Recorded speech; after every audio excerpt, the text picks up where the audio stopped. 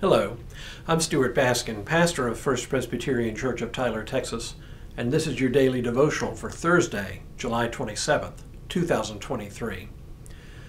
I'm away for a few days of vacation, so you're seeing a devotional today from the archives.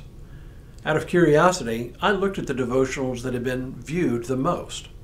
So today, and the next couple of days, you'll see from among the most popular devotionals based on the number of views each one has had. Today, a devotional entitled Peter's Story. It first played on May 22nd, 2023. If you pay attention to the Gospels and to the few hints they give us, you can just begin to make out the personalities of a few of the disciples. Most, of course, are only mentioned once or twice by name and only in a list of the 12. But a few, like Thomas and Peter, actually have speaking parts. Yesterday we followed what we could of Thomas's story, and we found him to be a bit stubborn, sometimes holding back before committing, but once committed, putting his whole being into ministry.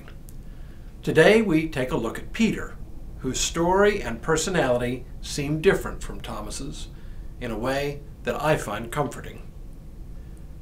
If you were asked to select the best person on which to build the church, Peter would probably not make your shortlist. He is by turns brash, impulsive, cowardly, and sensitive. You would rather have someone steady and even-keeled, someone wise, someone with appropriate gravitas. None of these words remotely describes Peter, and yet it was this very man on whom Jesus proposed to build his church. Now, when Jesus came into the district of Caesarea Philippi, we read in Matthew, he asked his disciples, "Who do people say that the Son of Man is?"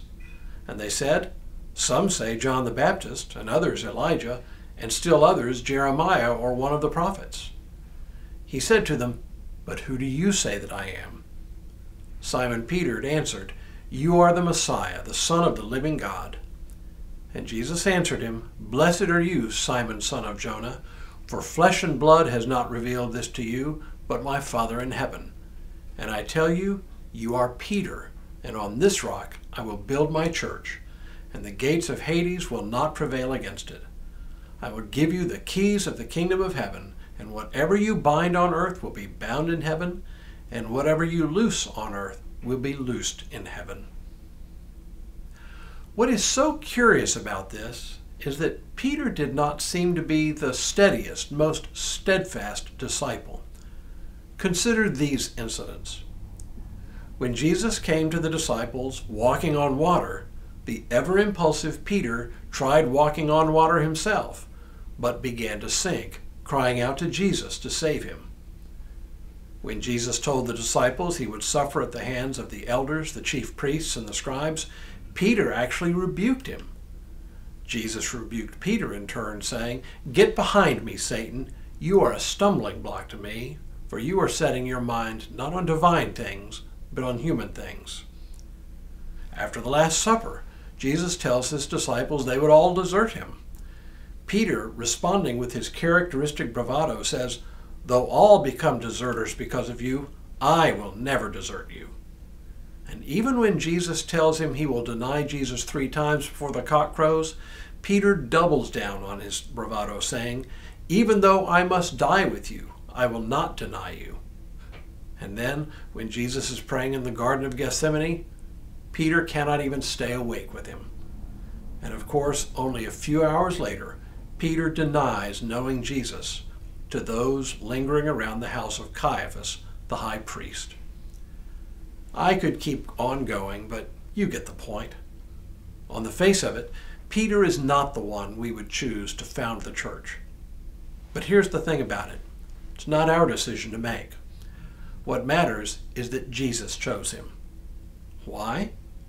Well, for all his impulsiveness and false bravado, Peter remains a devoted, if flawed, follower.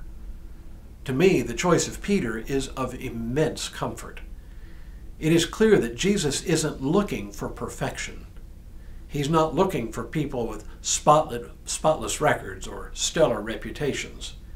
He's looking for flawed people like you and me. And trust me when I say I myself am a deeply flawed human being. And yet Jesus chooses the flawed, the imperfect, the inadequate to bear witness to his grace and mercy. Come to think of it, if the point is to bear witness to the grace and mercy of God in Jesus Christ, you would never choose perfect people. For the perfect have less apparent need of God's grace than the rest of us. But to us, the flawed and imperfect members of the flock, it is our very imperfections that serve to highlight God's grace. So, come to think of it, maybe Peter is the perfect choice to be the one on whom Jesus would build his church. And in his choice, there is hope for us. Tomorrow, Peter's brother, Andrew. But for now, may God continue to bless you and keep you in all that you do this day and in all the days ahead.